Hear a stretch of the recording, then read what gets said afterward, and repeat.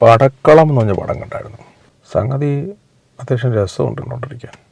Comedy, drama, ഫാൻറ്റസിയൊക്കെയുള്ള.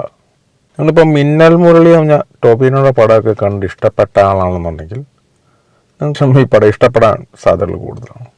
Family ആയിട്ട് പോയി കാണാം. കുട്ടികൾക്ക് പ്രത്യേകിച്ച് ഇഷ്ടപ്പെടും. ഫാൻറ്റസി, സൂപ്പർ നാച്ചുറൽ കഴിവുള്ള ആളുകളുടെ, നമ്മൾ ഈ സ്പൈഡർമാൻ, സൂപ്പർമാൻ കഥകളിലൊക്കെ ആണെന്നുള്ള എന്തെല്ലാം കഴിവുള്ള ആൾ, അതുപോലൊരു ക്യാരക്ടറിനെ ഈ പടത്തിൽ കൊണ്ടുവന്നിട്ടുണ്ട്.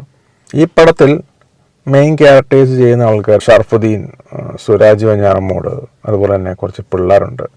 ഞാൻ പേര് പറഞ്ഞാൽ നിങ്ങൾക്ക് മനസ്സിലാകത്തില്ല. ഇവരൊക്കെ നിങ്ങൾ പല പടങ്ങളിലും നായകൻ്റെ കൂട്ടുകാരൻ, അനിയൻ, അങ്ങനെയൊക്കെയുള്ള ക്യാരക്ടേഴ്സാണ് അവർ കൂടുതലും ചെയ്തിരിക്കുന്നത്. ഈ പടത്തിൻ്റെ ഡയറക്ടർ, പ്രൊഡ്യൂസർ, ആക്ടേഴ്സ് എല്ലാം ഞാൻ ഇവിടെ സൈഡിൽ ലിസ്റ്റ് ഇട്ടേക്കാം, നമുക്ക് നോക്കാം. പിന്നെ പടം കണ്ടു എന്ന് നിങ്ങൾക്ക് കൂടെ തോന്നണ്ടേ?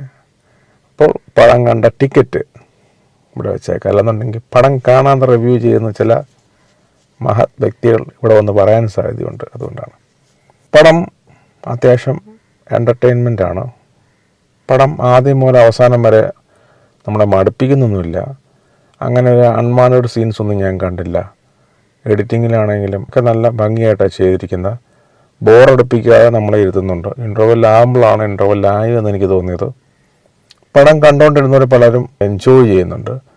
ഇൻ്റർവെൽ സമയത്താണെങ്കിലും പരസ്പരം സംസാരിക്കുമ്പം പടത്തെ കണക്ട് ചെയ്തുകൊണ്ട് അടുത്ത എന്തായിരിക്കും എന്നുള്ള കാര്യങ്ങളൊക്കെ ഇവർ സംസാരിക്കുന്ന ശ്രദ്ധപ്പെട്ടായിരുന്നു.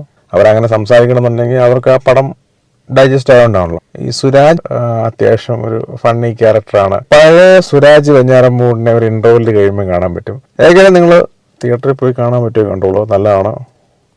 2.5-3 മണിക്കൂറോളം നിങ്ങളെ ഇരുത്താനുള്ള കപ്പാസിറ്റി ആ പടത്തിനുണ്ട്. ഏകദേശം നിങ്ങൾ അയ്യേ എന്ന് പറഞ്ഞ് ഇറങ്ങിപ്പോയതില്ല, നിങ്ങൾക്ക് ഇഷ്ടപ്പെടും. അപ്പം മലയാള സിനിമയിൽ ഏറ്റവും കൂടുതൽ വന്നുകൊണ്ടിരിക്കുന്ന ഇൻവെസ്റ്റിഗേഷനാണ്. അപ്പം ഇങ്ങനെ ഈ ഇൻവെസ്റ്റിഗേഷൻ കണ്ടുകൊണ്ട് പലരും മടുപ്പായി. പടം മോശമായിട്ടല്ല, എന്നും ഈ ഇൻവെസ്റ്റിഗേഷൻ തന്നെ. അപ്പം അതിൽ നിന്നൊരു വ്യത്യസ്തമായിട്ട് ഇടയ്ക്ക് ചില പടങ്ങൾ നമുക്ക് വീണ് കിട്ടുന്നതാണ് ഇതുപോലത്തെ പടക്കളം എന്ന് പറയുന്ന പടവും. അതുകൊണ്ട് പറ്റുമെന്നുണ്ടെങ്കിൽ തിയേറ്ററിൽ പോയി കാണുക, എൻജോയ് ചെയ്യുക, പിരിമുറുക്കമൊന്നും ഇല്ലാതിരുന്ന് കാണാം. ഇൻവെസ്റ്റിഗേഷൻ പടങ്ങൾ മാത്രം ഇഷ്ടപ്പെടുന്ന വ്യക്തി, സീരിയൽ കില്ലിംഗ് ഒക്കെ മാത്രം ഇഷ്ടപ്പെടുന്ന ആളുകളൊക്കെ ആണെന്നുണ്ടെങ്കിൽ പോകണ്ട, നിങ്ങൾക്കത് ഇഷ്ടപ്പെടത്തില്ല. പിന്നെ ഇംഗ്ലീഷ് പടങ്ങളുമായിട്ട് കമ്പയർ ചെയ്യാൻ പോലും ഇത് മലയാളം പടമാണ്. അപ്പം മലയാളത്തിൽ ഇങ്ങനെയൊക്കെ പറ്റുമെന്ന് വെച്ചാൽ മിന്നൽ മുരളി നമുക്കറിയാം, അത്യാവശ്യം എല്ലാ മലയാളികളെയും ഇഷ്ടപ്പെടുത്തിയൊരു പടമാണ്. ആ ഒരു കുറുക്കം മൂലയും കാര്യങ്ങളൊക്കെ. ഇത് കുറുക്കം മൂലയൊന്നും അല്ലെങ്കിലും അത്യാവശ്യം നമ്മളെ പിടിച്ചു നിർത്താനുള്ള സൂപ്പർ നാച്ചുറൽ കഴിവുള്ള ചില കഥാപാത്രത്തെയൊക്കെ ഇവിടെ കാണിക്കുന്നുണ്ട്. എനിക്ക് ഇഷ്ടപ്പെട്ട ആ പിള്ളേർ പഠിക്കുന്ന കോളേജ്, അതിൻ്റെ കോമ്പൗണ്ട് ഒക്കെ നല്ല ഭംഗിയുണ്ട്. ഒരു ഹാരി പോട്ടർ ലൊക്കേഷൻ പോലെ തോന്നും. അതാന്നല്ല പറഞ്ഞത്, ഹാരി പോട്ടർ ഇവിടെ കിടക്കുന്നു, ഇതെവിടെ കിടക്കുന്നു, ആ ഒരു ഫീൽ നമുക്ക് തോന്നും. പിന്നെ ഇത് വേറെ ട്രാക്കാണ്. സാധാരണ ഒരു 100 പടം ഇറങ്ങിക്കഴിഞ്ഞാൽ അതിൽ ഒരു പടം ഇതുപോലത്തെ ഒരു പടം കാണുള്ളൂ. ഈ ഒരു കഥാപശ്ചാത്തലത്തിൽ മലയാളത്തിൽ, മറ്റ് ഭാഷയെ കാണില്ലെന്ന് ഞാൻ പറയുന്നില്ല. ഫാമിലി ആയിട്ട് കുട്ടികളെ കൊണ്ട് പോകുമ്പോഴായിരിക്കും ഇങ്ങനത്തെ Harry Potter movie, Jumanji, Superman പടങ്ങളൊക്കെ കാണുന്ന കുട്ടികളാണല്ലോ. അപ്പം നിങ്ങൾക്കുള്ളിലൊരു കുട്ടികളുണ്ടെങ്കിൽ നിങ്ങൾക്ക് എൻജോയ് ചെയ്യാൻ പറ്റും. ഞാൻ ഒരുപാട് കുഞ്ഞുങ്ങളൊക്കെ ഉണ്ടായിരുന്നു, അവരൊക്കെ ഇരുന്ന് എൻജോയ് ചെയ്യുന്നുണ്ട്. പടം നല്ലൊരു മൂവിയാണ്.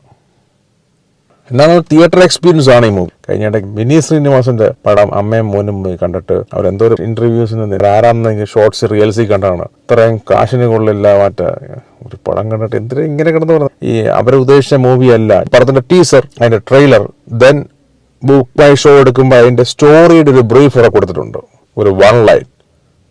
അത് വായിച്ചു നോക്കുമ്പോൾ നമുക്ക് മനസ്സിലാവും നമ്മൾ ആഗ്രഹിക്കുന്ന തരത്തിലുള്ള, നമ്മുടെ ടേസ്റ്റിന് പറ്റിയുള്ളതാണോ എന്നൊക്കെ നമുക്ക് മനസ്സിലാക്കാൻ പറ്റും. അതിനുശേഷം ഒരു ഡിസിഷൻ എടുക്കുക.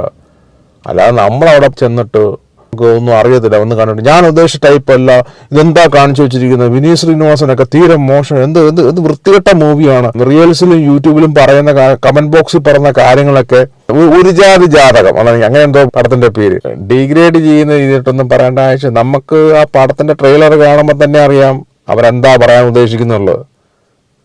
പിന്നെ എന്തിനാണ് ഇങ്ങനെ വന്ന് കമന്റ് ബോക്സിലൊക്കെ ഇവരെക്കുറിച്ച് പറയുന്നത് കേട്ട് കഴിഞ്ഞാൽ അതിലും വലിയ കോമഡി.